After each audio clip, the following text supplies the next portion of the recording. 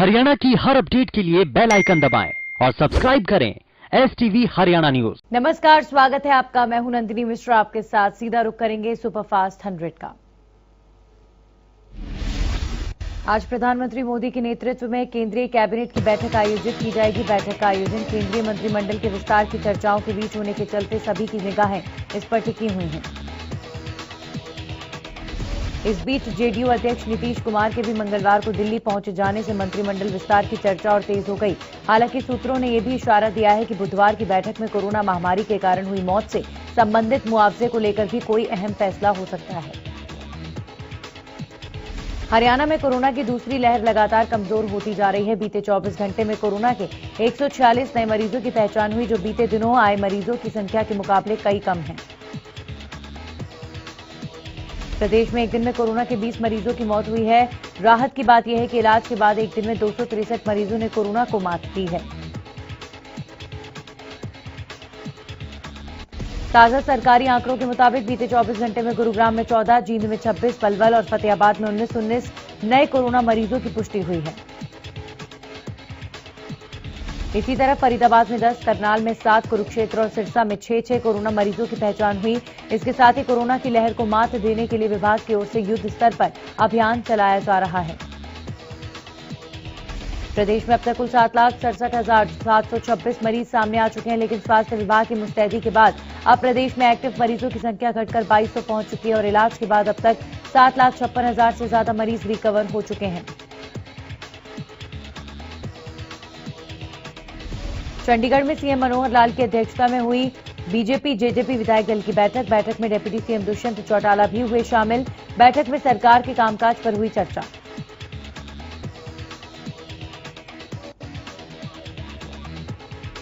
इस दौरान बीजेपी प्रभारी विनोद तावड़े समेत बीजेपी जेजेपी प्रदेश अध्यक्ष और निर्दलीय विधायक भी बैठक में शामिल हुए।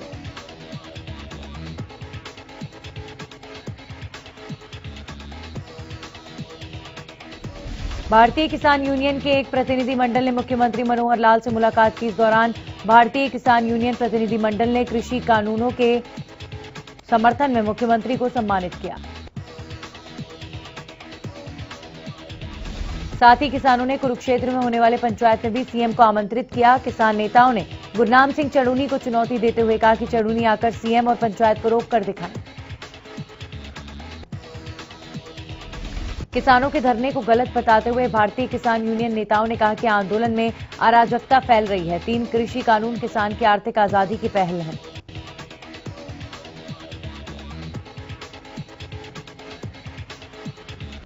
हरियाणा बीजेपी ने अपने कैडर्स को जमीनी स्तर पर उतरकर काम करने के निर्देश दिए। पार्टी ग्रासरूट लेवल पर जाकर आम लोगों से जुड़ने का कोई मौका नहीं छोड़ना चाहती। इन्हीं कुछ मुद्दों की जानकारी बीजेपी प्रदेश अध्यक्ष ओपी धनखड़ ने अपनी प्रेस कॉन्फ्रेंस में दी। ओपी धनखड़ ने बताया कि पार्टी कैडर कोरोना वैक्सीनेशन को लेकर आम लोगों को जागरूक कर रहा है। पार्टी ने आग्रह किया है कि कार्यकर्ताओं की टोली घर घर जाकर पूछे कि लोगों ने कोरोना का टीका लगवाया है या नहीं। ओपी धनखड़ ने पार्टी को मजबूत बनाने की रणनीति पर कहा कि केंद्र के साथ मिलकर प्रदेश कार्यकारिणी एक ई-चिंतन कार्यक्रम चला रही है, जिसमें कार्यकर्ताओं का प्रशिक्षण किया जाएगा।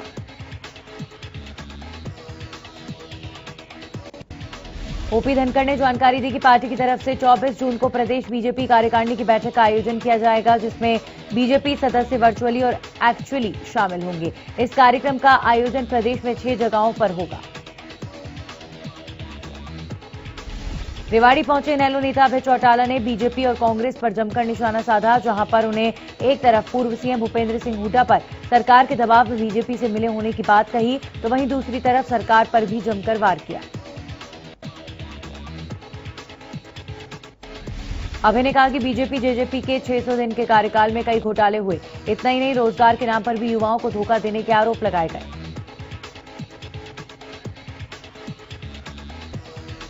कैथल में आपसी विवाद को लेकर की गई फायरिंग में 4 लोग घायल हुए। बताया जा रहा है कि घायलों को इलाज के लिए सिविल अस्पताल में भर्ती करवाया गया है।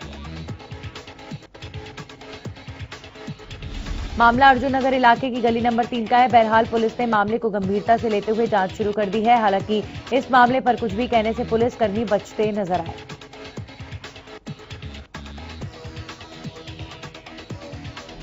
पंचकुला में नगर परिषद का ड्रॉ निकलना शुरू हो गया। वहीं टोहाना नगर पालिका चेयरमैन का पद सामान्य वर्ग के लिए आरक्षित किया जाएगा, जबकि नगर परिषद थानेसर और बहादुरगढ़ के चेयरमैन का पद सामान्य वर्ग की महिला के लिए आरक्षित किया गया है। ड्रॉ के दौरान सामान्य कैटेगरी की महिला के हिस्से जींद नगर परिषद चेयरपर्सन की सीट आई।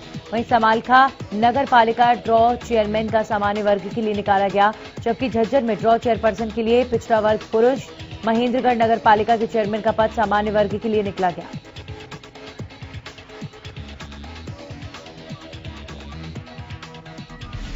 सिरसा में प्रदेश सरकार की हिदायत पर लघु सचिवालय के बैठक कक्ष में उपायुक्त अनीश यादव की मौजूदगी में जिला परिषद के पिछड़ा वर्ग के लिए वार्ड का आरक्षण लॉटरी के जरिए किया गया। इसमें वार्ड नंबर 7 और 8 पिछड़ा वर्ग के लिए आरक्षित किए गए। सिरसा वार्ड नंबर 7 पिछड़ा वर्ग की महिला के लिए आरक्षित किया गया, जबकि वार्ड नंबर 8 पिछड़ा वर्ग के लिए आरक्षित किया गया। वार्ड नंबर 7 और 8 का आरक्षण ड्रॉ के जरिए किया गया।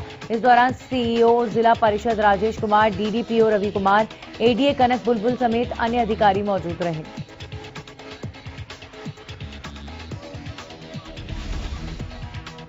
प्रदेश के सरकारी स्कूल में 16 जून से ऑनलाइन क्लासेस शुरू हो रही हैं। इसके साथ ही अब टीचर्स का हाजिरी रोस्टर भी खत्म कर दिया गया है। अब सभी टीचर 100% हाजिरी के साथ स्कूल में आना शुरू हो चुके हैं।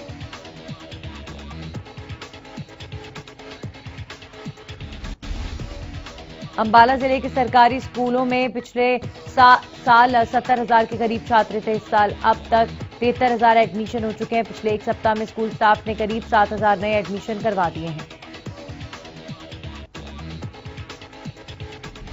एडमिशन बढ़ाने के लिए सरकारी स्कूलों के प्रिंसिपल की ड्यूटी लगाई गई।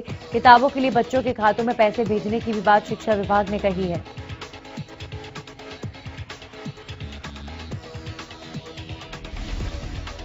अंबाला कैंट में भारतीय वायुसेना में लेफ्टिनेंट पद पर तैनात साक्षी सुसाइड मामले में पुलिस ने मृतका के पति और मामले में मुख्य आरोपी स्क्वाड्रन लीडर नवनीत शर्मा को गिरफ्तार कर लिया है। मामले में पुलिस ने विश्वास दिलाया कि जल्द ही बाकी के 3 आरोपियों को भी गिरफ्तार कर लिया जाएगा। आपको बता दें कि लेफ्टिनेंट साक्षी दिल्ली की रहने वाली थी और सोशल नेटवर्किंग साइट के जरिए उनकी शादी नवनीत से हुई थी। तोशाम में वार्ड नंबर 16 के निवासी आजकल बदबूदार गंदा पानी पीने को मजबूर हैं, जिससे यहां गंभीर बीमारियों का डर बना हुआ है। लोगों का कहना है कि उन्होंने अपनी समस्या को लेकर शिकायतें भी की, लेकिन उनकी समस्या का समाधान नहीं हुआ।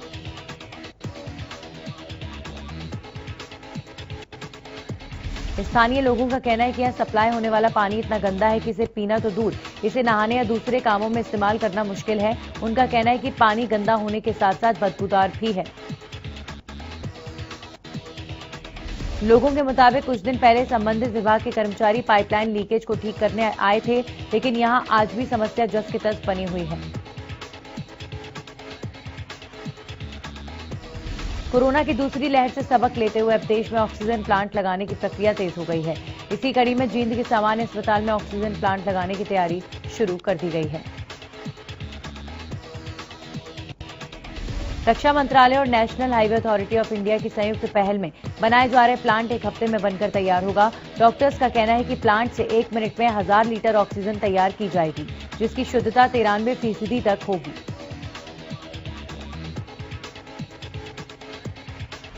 अस्पताल के डॉक्टर्स का कहना है कि कोरोना की तीसरी लहर सितंबर-अक्टूबर तक आ सकती है, इसलिए व्यापक स्तर पर तैयारियां की जा रही हैं ताकि बड़ी मानवीय क्षति होने से रोका जा सके।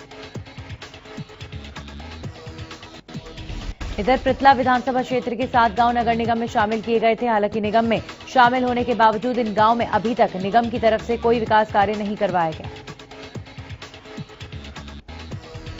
विधायक नयनपाल रावत ने नगर निगम कमिश्नर और एफएमडीए की सीईओ गरिमा मित्तल से मुलाकात करके गांव में विकास कार्य न होने की वजह से लोगों को हो रही परेशानी के बारे में अवगत कराया।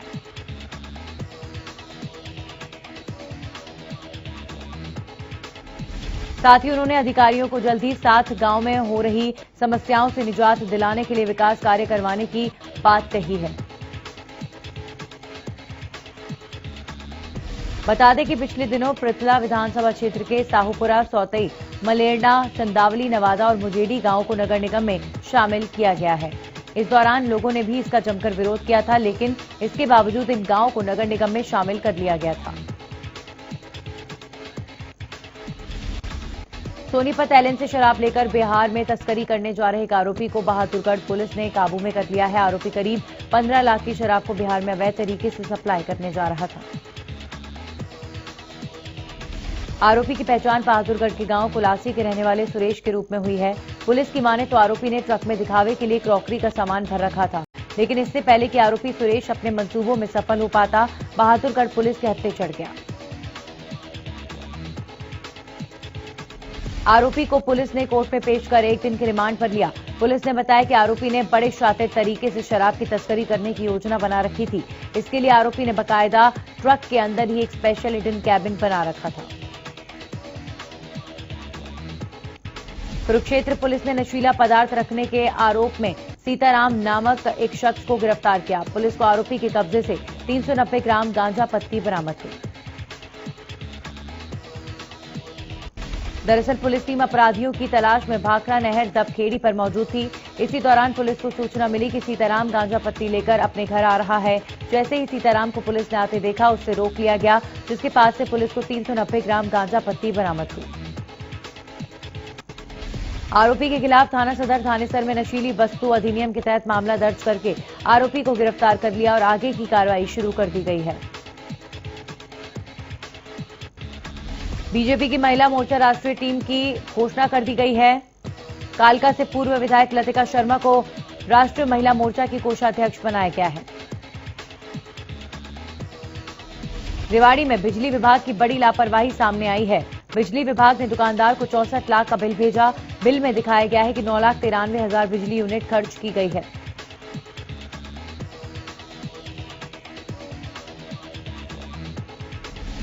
जब पीड़ित दुकानदार बिल को ठीक कराने पहुंचा तो पहले तो दुकानदार दर बदर की ठोकरें खाने को मजबूर हुआ और जब बिल को ठीक किया गया तो ठीक होने के बाद राशि को 1 लाख और बढ़ाकर 64 लाख से 65 लाख कर दिया गया।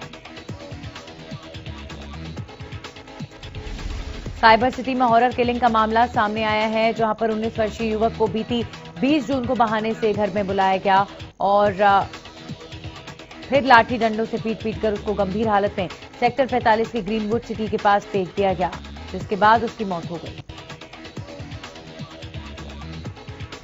मृतक की मां की माने तो युवक गांधीनगर में रहने वाली एक नाबालिग से प्रेम करता था। दोनों करीब 1 साल से सोशल मीडिया पर एक दूसरे से बातचीत करते आ रहे थे, लेकिन बीते 20 जून को लड़की के पिता और भाई ने युवक को साजिश के चलते बहाने से बुलाया और उसकी हत्या कर दी। हत्या के मामले में 4 आरोपियों को पुलिस ने गिरफ्तार कर लिया है, जिसमें लड़की का पिता और लड़की का भाई शामिल है।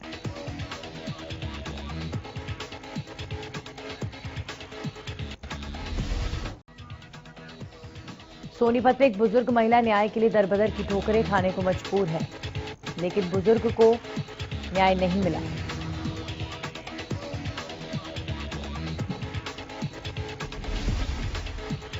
महिला जिला उपायुक्त से मिलने जब कार्यालय जाती तो गेट पर उनका व्यवहार देखकर न्याय की फरियाद लेकर वापस लौट जाती। करीब 60 साल की बुजुर्ग महिला लगातार 3 से 4 घंटे तक खड़ी रहती, लेकिन फिर भी प्रशासन का कोई अफसर सुनने को तैयार नहीं।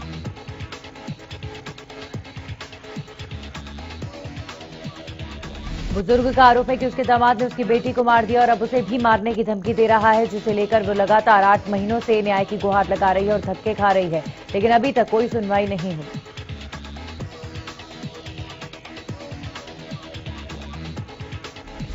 पेहुआ के गांव मलिकपुरा बद्दे पर एक शख्स को पीसीआर ने टक्कर मार दी। घायल का गंभीर रूप में अस्पताल में इलाज चल रहा है। घायल के पिता का कहना है कि उनका लड़का रिश्तेदार के घर से आ रहा था, तभी पीछे से आई एक तेज रफ्तार पुलिस की पीसीआर ने उसे टक्कर मार दी। उन्होंने बताया कि वो पीसीआर एक वीआईपी गाड़ी को पायलट कर रही थी। घायल ने बताया कि टक्कर मारने के बाद गाड़ियां रुकी भी थी, बावजूद इसके वो घायल को वहीं छोड़कर फरार हो गए। घटना की सूचना के बाद पहुंची पुलिस अधिकारियों ने बताया कि वो आगे की कार्रवाई में जुट गए हैं।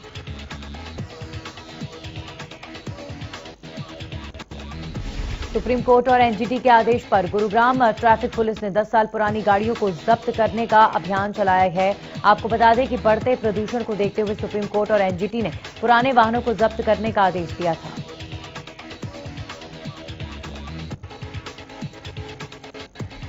अभियान के अंतर्गत डीजल के 10 साल पुराने वाहन और पेट्रोल के 15 साल पुराने वाहनों को जब्त किया जा रहा है। अभियान के दौरान पुलिस ने 1301 वाहन जब्त किए हैं, जिसमें पेट्रोल की 691 और डीजल की 610 गाड़ियां शामिल हैं।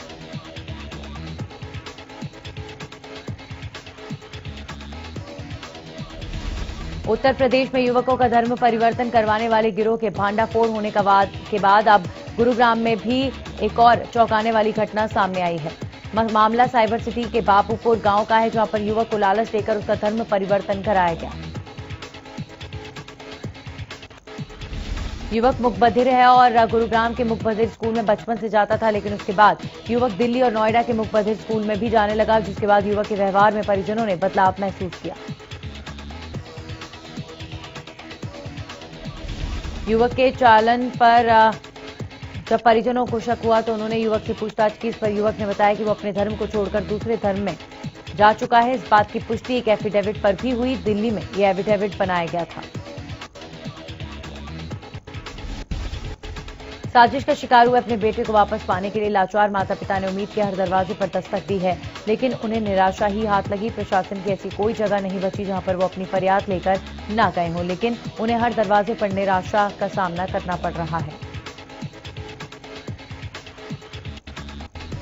साइबर सिटी गुरुग्राम में जलभराव की समस्या को देखते हुए प्रशासन ने चेक डैम बनाने शुरू कर दिए हैं।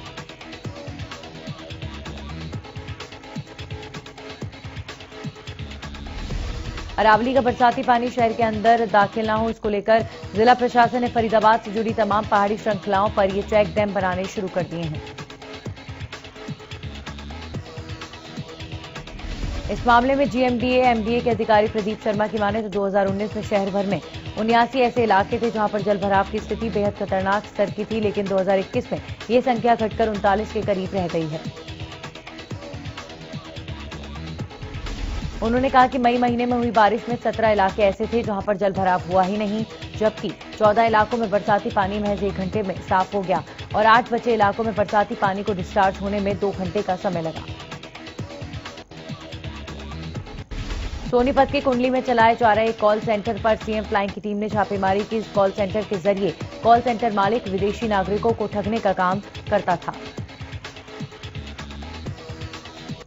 सूचना के बाद सीएम फ्लाइंग की टीम ने इस कार्रवाई को अंजाम दिया और मौके से कॉल सेंटर मालिक को भी गिरफ्तार किया। पुलिस जब कॉल सेंटर पहुंची तो वहां पर कुछ कर्मचारी लोगों से ऑनलाइन डील कर रहे थे।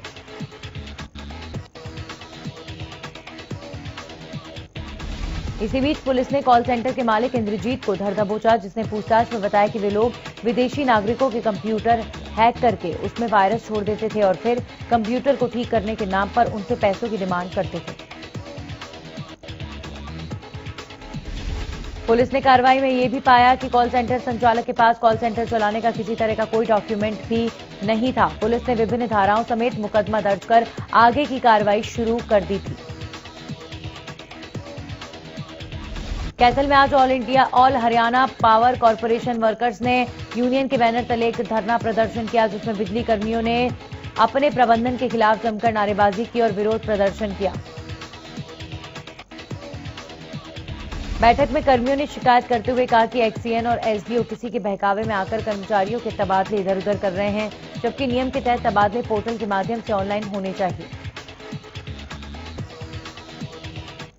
साथ ही उन्होंने शिकायत करते हुए कहा कि कर्मचारियों को बेवजह परेशान किया जा रहा है और फील्ड में कर्मचारियों की कमी होने के चलते उन पर ज्यादा काम का दबाव बनाया जा रहा है, जिसकी वजह से कर्मचारी दुर्घटनाओं का शिकार हो रहे हैं। कर्मचारियों ने चेतावनी देते हुए कहा कि अगर प्रशासन ने उनकी बात नहीं मानी तो वे अपने धरने को और तेज करेंगे। रादौर में आंगनवाड़ी वर्करों ने पोषण ट्रैकर ऐप के संबंध में दिए जाने वाले प्रशिक्षण का बहिष्कार किया है। दरअसल महिला एवं बाल विकास विभाग की ओर से छोटाबास में आंगनवाड़ी वर्करों को प्रशिक्षण दिया जाना था, लेकिन आंगनवाड़ी वर्करों ने पोषण ट्रैकर ऐप के जरिए काम ना कर पहले की तरह रजिस्टर से काम करने की मांग की है। आंगनवाड़ी कार्यकर्ताओं का कहना है कि पोषण ट्रैकर ऐप के जरिए कार्य करने में वो सक्षम नहीं है। साथ ही उन्होंने कहा कि कई गांव में नेटवर्क की भी बड़ी समस्या है, जिससे ऐप के जरिए काम करना संभव नहीं है। उनकी मांग है कि उन्हें पहले की तरह रजिस्टर से काम करने की अनुमति दी जाए। अंबाला नगर परिषद इन दिनों एक्शन मोड में नजर आ रहा है। नगर परिषद ने अवैध निर्माण करने वालों के खिलाफ अभियान चला रखा है। इसी कड़ी में अवैध निर्माण करने वालों पर नगर परिषद वालों ने बड़ी कार्रवाई की है।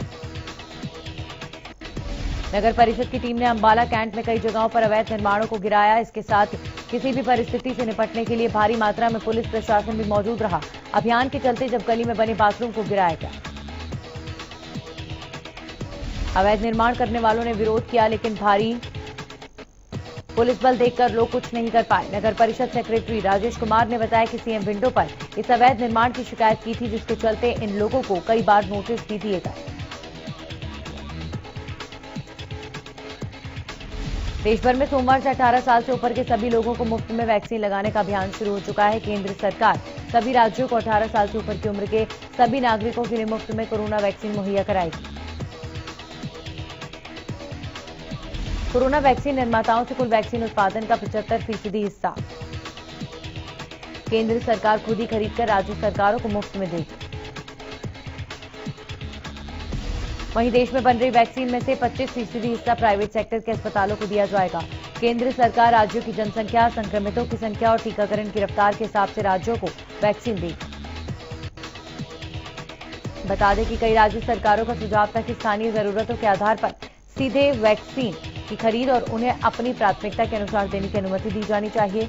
इसके बाद भारत सरकार ने दिशा निर्देशों को संशोधित किया। इसी बीच केंद्रीय स्वास्थ्य मंत्रालय ने बताया कि राज्यों और केंद्र शासित प्रदेशों के पास 3 करोड़ 6 लाख से ज्यादा कोविड-19 के टीके मौजूद हैं और उन्हें अगले 3 दिनों में 24,53,000 से ज्यादा टीके और दिए जाने हैं। उकलाना में 2 बाइक सवारों पर कुछ बदमाशों ने रॉड और डंडों से हमला कर दिया। इस हमले में बाइक सवार बुरी तरह से घायल हो गए। घायलों को अस्पताल में भर्ती कराया गया, जिनमें से एक की हालत नाजुक बनी हुई है। बताया जा रहा है कि बाइक सवार दोनों लोग टीचर हैं जो पाबड़ा की ओर से बोचती जा रहे थे। तभी बाइक सवारों पर गाड़ी में आए बदमाशों ने हमला कर दिया। हमले के बाद हमलावर फरार हो गए। पंजाब के किसानों की तर्ज पर हरियाणा के किसानों ने भी अपनी ट्रॉलियां तैयार की और गर्मियों के लिए मूविंग होम बनाए हैं। किसान अब ट्रैक्टर की बजाय पिकअप गाड़ियों से अपनी ट्रॉली जोड़ रहे हैं।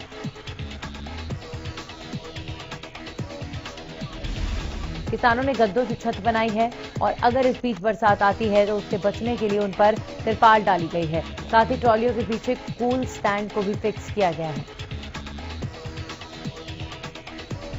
किसानों ने ट्रॉली के अंदर ही बिजली, सोने की और हुक्के की व्यवस्था की हुई है। किसानों ने बताया कि उनको एक ट्रॉली तैयार करने में करीब 25 से 30 हजार तक का खर्च आ रहा है। यमुनानगर के रेलवे स्टेशन के पास एक अज्ञात शव मिलने से इलाके में सनसनी फैल गई। जीआरपी पुलिस ने शव को कब्जे में लेकर मोर्चरी में रखवा दिया है। जीआरपी के मुताबिक मृतक के गले और बाजू पर कपड़ा बंधा हुआ था। प्राथमिक जांच के दौरान जीआरपी के अधिकारियों का कहना है कि शव हत्या के बाद फेंका गया है। देखने से लगता है कि शख्स की हत्या गला घोंटकर की गई। पुलिस ने फिलहाल हत्या का मामला दर्ज कर जांच शुरू कर दी है। प्रदेश भर में अपराध के मामले लगातार बढ़ते जा रहे हैं। ऐसा ही एक मामला राय के गांव सबोली से सामने आया, जहां पर एक ट्रक ड्राइवर को गाड़ी को जगह न देना भारी पड़ गया। बताया जा रहा है कि साइड न मिलने से कार सवार को गुस्सा आ गया और उसने ट्रक ड्राइवर पर फायरिंग कर दी। फायरिंग में गोली ट्रक ड्राइवर को लगी, जिसे गंभीर हालत में इलाज के लिए अस्पताल में भर्ती कराया गया। घायल की पहचान हिमाचल प्रदेश के रहने वाले जगदीश के रूप में हुई है, जो हिमाचल से ट्रक में सामान लेकर आ रहा था। फिलहाल पुलिस मामले की जांच कर रही है। गुला चीका में पुलिस को उस वक्त बड़ी कामयाबी मिली जब पुलिस ने एक सेक्स रैकेट का भांडाफोड़ किया। यहां स्पा सेंटर की आड़ में ये सेक्स रैकेट चलाया जा रहा था। पुलिस ने अपनी कार्रवाई में मौके से 4 लड़कियां और 2 लड़कों को गिरफ्तार किया। पुलिस ने बताया कि उन्होंने ये कार्रवाई गुप्त सूचना के आधार पर की। पुलिस ने बताया कि एक होमगार्ड का जवान ये स्पा सेंटर चला रहा था। गोहाना उपमंडल के सरकारी राशन डिपो होल्डरों ने एक मीटिंग की, जिसमें 1 साल बाद कमीशन न मिलने की समस्या को लेकर चर्चा की गई। इस दौरान डिपो होल्डर्स ने बताया कि जिले में दूसरे मंडलों में सभी डिपो होल्डर्स को कमीशन मिल चुका है, लेकिन उन्हें अभी तक कमीशन नहीं मिला। उनकी मांग है कि सरकार उनका कमीशन जल्द से जल्द दिलवाने का काम किया जाए।